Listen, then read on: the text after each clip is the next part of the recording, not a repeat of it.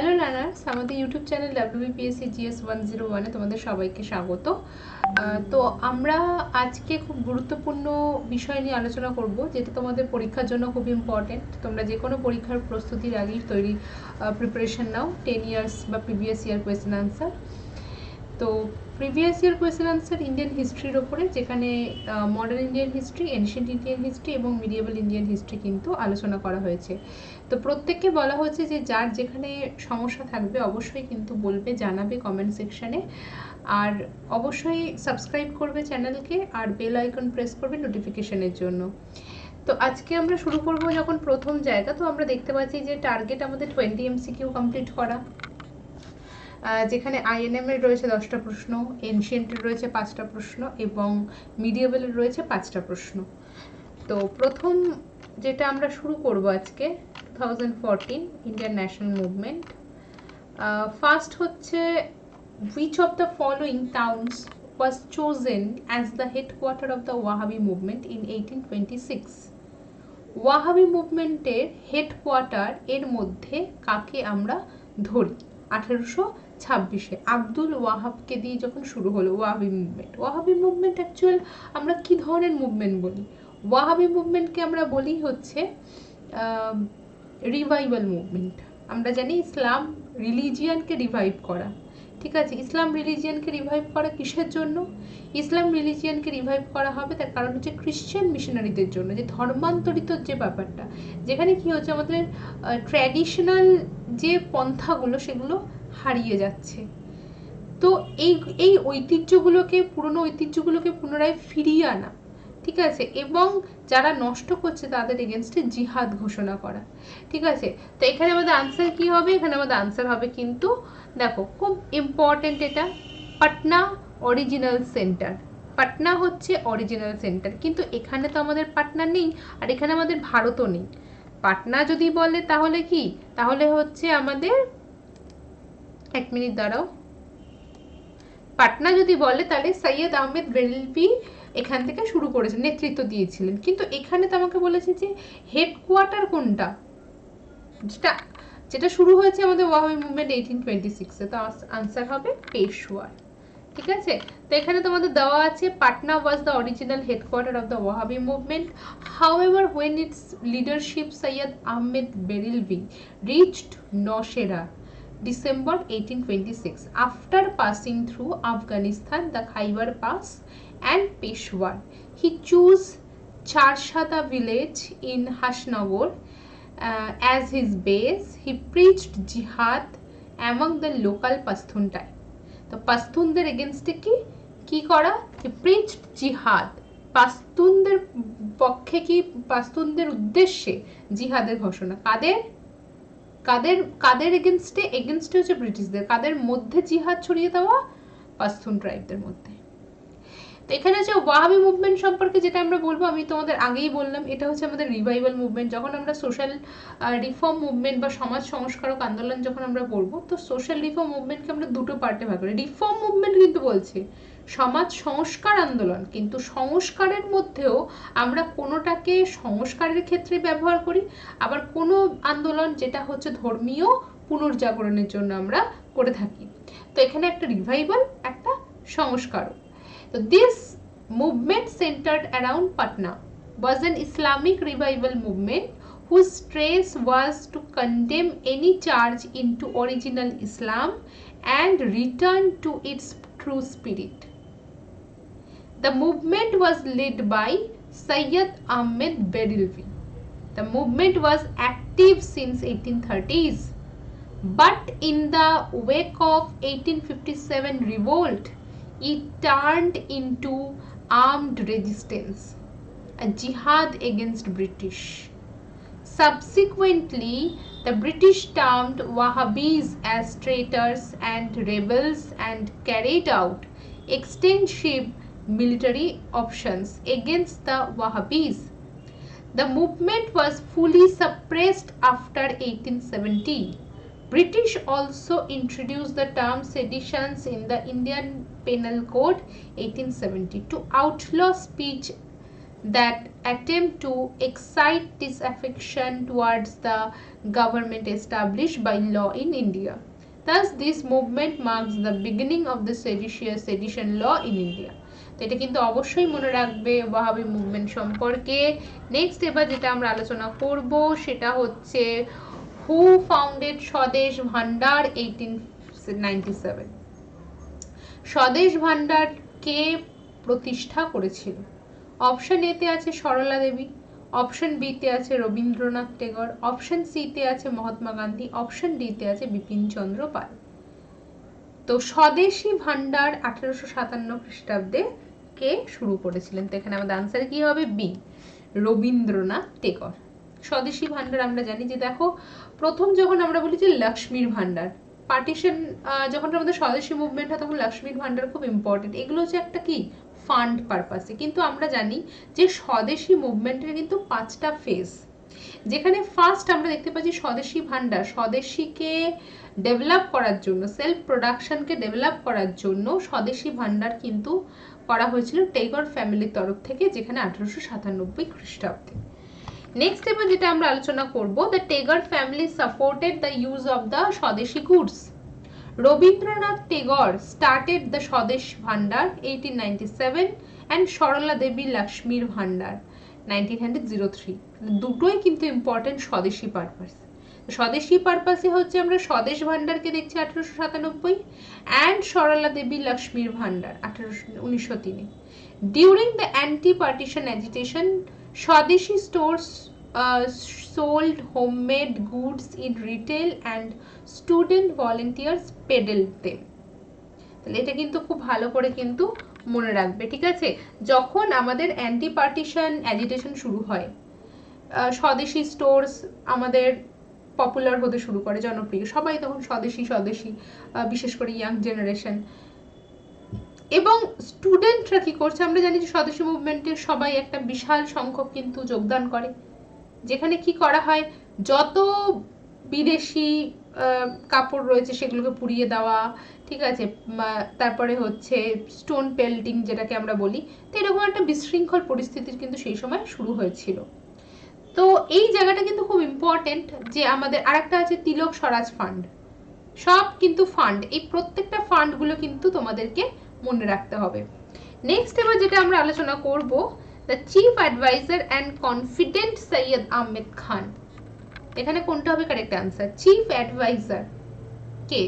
সৈয়দ আহমেদ খানের। অপশন এতে আছে ডব্লিউ হান্টার, অপশন বিতে আছে থিওডর বেক, অপশন সিতে আছে থিওডর মরিসন এবং অপশন ডিতে আছে নাজান লিস। তো আমাদের আনসার কি হবে? Theodore Beck.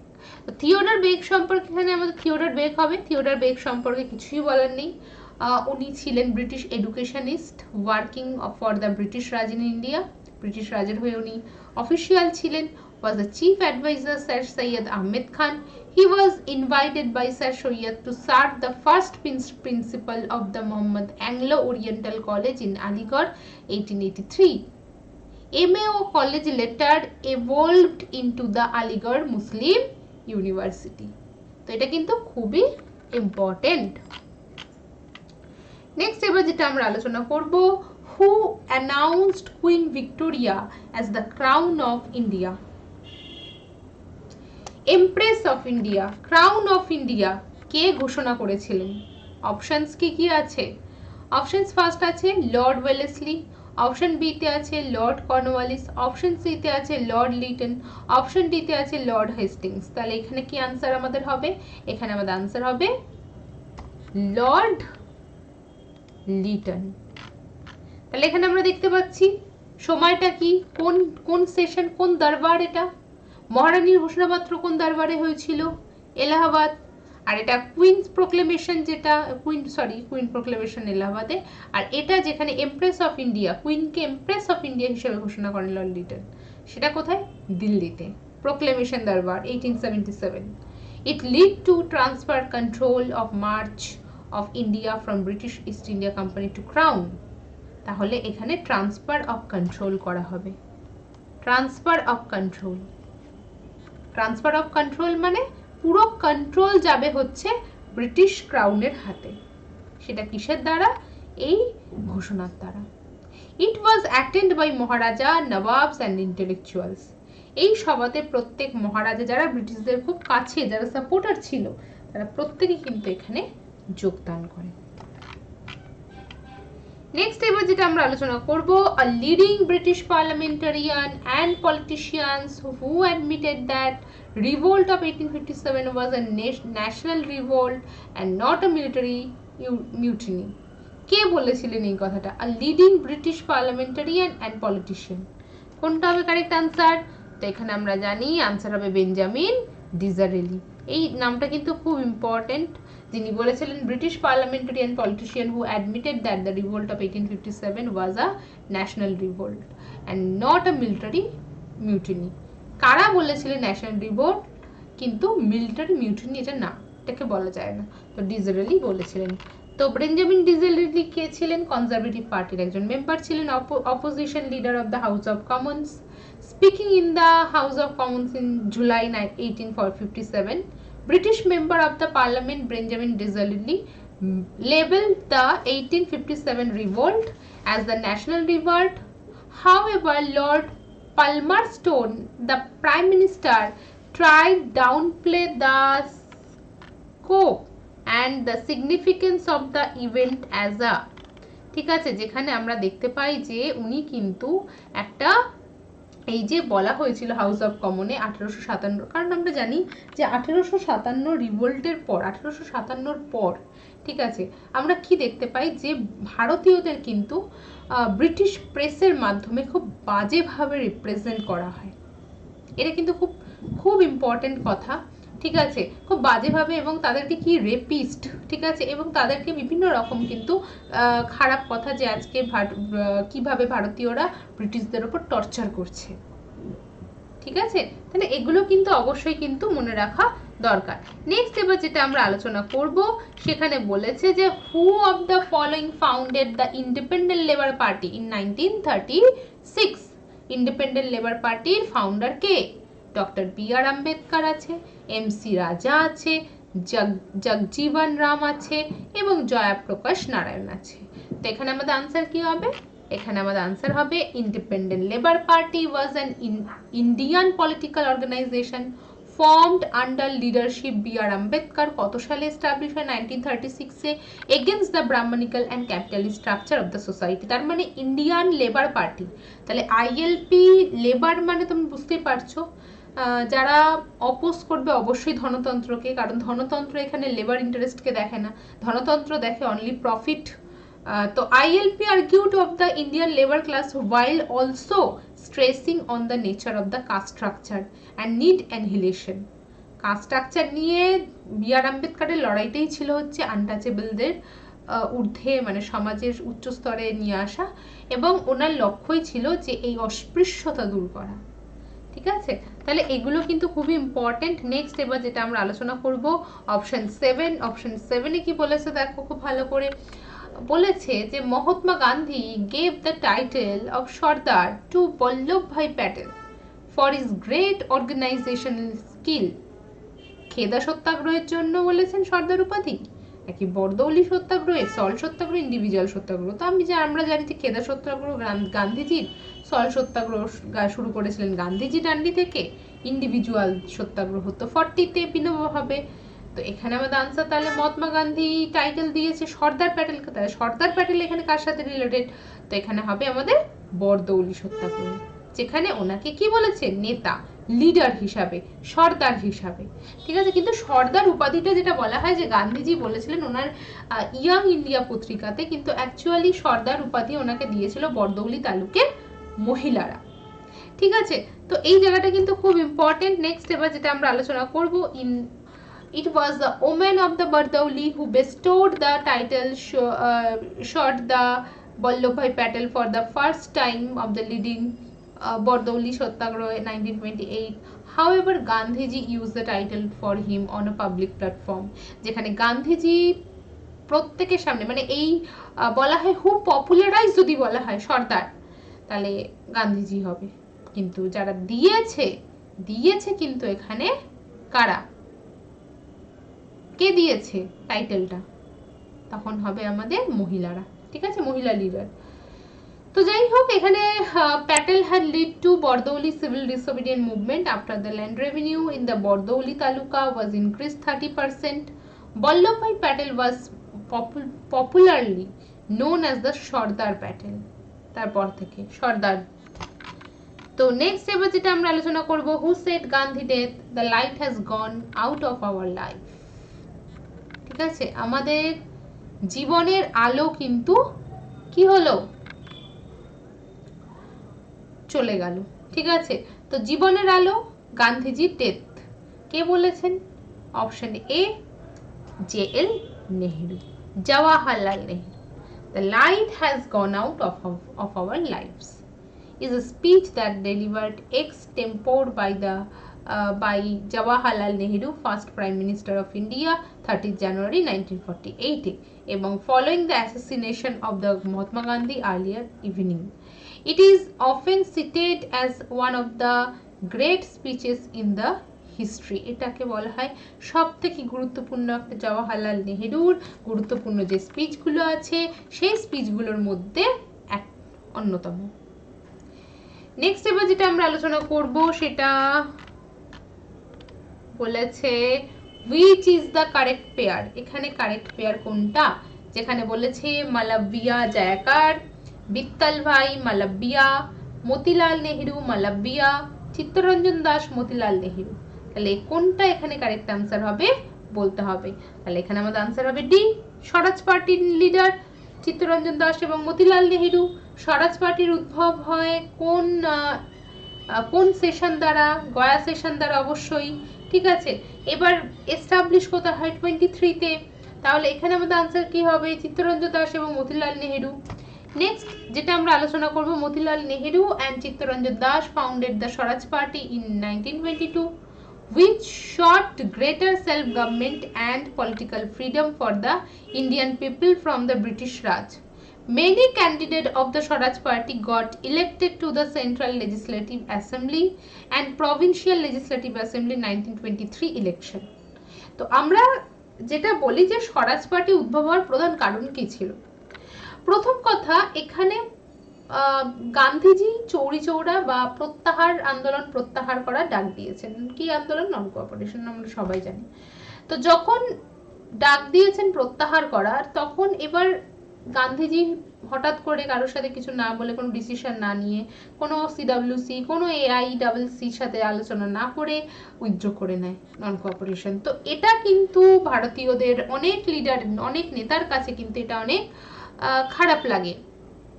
তো তারা কিন্তু কি করতে চায়?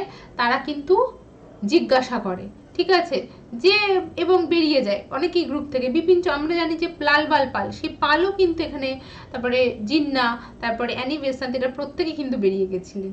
তো Motilal Nehru and Chittaranjan Das founded Swaraj party 1922 which sought greater self-government and political freedom for the Indian people from the British Raj. Many candidates of the Swaraj Party got selected to the Central Legislative Assembly and Provincial Legislative Assembly 1923 election. তো এটা কিন্তু আমরা সবাই জানি, কারণ যখন election হয় 23-তে, তখন ইলেকশনে কিন্তু খুব ভালো রেজাল্ট হয়েছে, মানে 42 সিট পায় 104-এর মধ্যে। তাহলে ভাবো, আর এটাই কিন্তু পরবর্তীকালে কিন্তু কমে যায়। ঠিক আছে, কবে কমে যায়? 1928-এ। নেক্সট এবার যেটা আমরা আলোচনা করব 1926-এ, সরি, আর 30-তে হচ্ছে কংগ্রেসের সাথে মার্জ হয়ে যায়। কংগ্রেস থেকেই একটা পার্টি ছিল, কিন্তু চিন্তা ভাবনা আলাদা আলাদা পার্টি হিসাবেই আমরা জানি বা বুঝি। নেক্সট এবার বলবো যে which of the following not included Nehru Committee report of the 1929? India should be given dominion status, declaration of fundamental right was made, separate electorate for Muslim was rejected, it proposed a federal structure for India.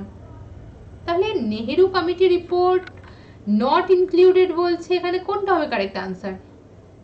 Separate electorate Muslim was rejected, it propose federal structure for India. কোনটার কথা এখানে ভুল হবে? India should be given dominion status, declaration fundamental right was made, এবং separate electorate for Muslim was rejected. ঠিক আছে, আর হচ্ছে it propose a federal structure. তো আমরা জানি ইউনিটারি স্ট্রাকচার, এটা কিন্তু মনে রাখতে হবে। তো এখানে কিন্তু আমাদের ডি হবে কিন্তু কারেক্ট আনসার। তো এখানে যেটা আমাদের বলা হচ্ছে which of the following was not included in the Nehru report? হ্যাঁ, তো এখানে বলেছে যে Nehru report did not provide separate electorate for any community weightage of the minorities, ঠিক আছে। It recommended reservation seat Muslim only in the province where they were minority. It proposed abolish separate electorate, discard reservation of seats for Muslims majority in the Punjab, Bengal, etc. তো এখানে যেটা বলা হয়েছে sorry এখানে যেটা বলা হয়েছে C হবে আমাদের correct answer, separate electorate for Muslim was rejected.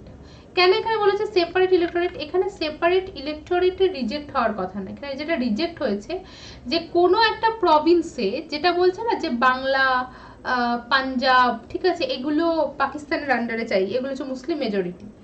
তো এখানে নেহেরু রিপোর্ট যেটা বলতে চেয়েছে যে আসন সংখ্যা সংরক্ষণ থাকবে মাইনরিটির ক্ষেত্রে, আসন সংখ্যা সংরক্ষণ কখনো মেজরিটির ক্ষেত্রে থাকবে না, ঠিক আছে। তো যেখানে মেজর এরিয়া সেখানে কেন আসন সংখ্যা সংরক্ষণ থাকবে, যেখানে মাইনরিটি রয়েছে সেখানে আসন সংখ্যা সংরক্ষণ থাকবে মুসলিমদের জন্য। তো এখানে ওই জন্য সি হবে আমাদের কারেক্ট আনসার। সরি, ফেডারেল স্ট্রাকচারের কথা বলা হয়েছে।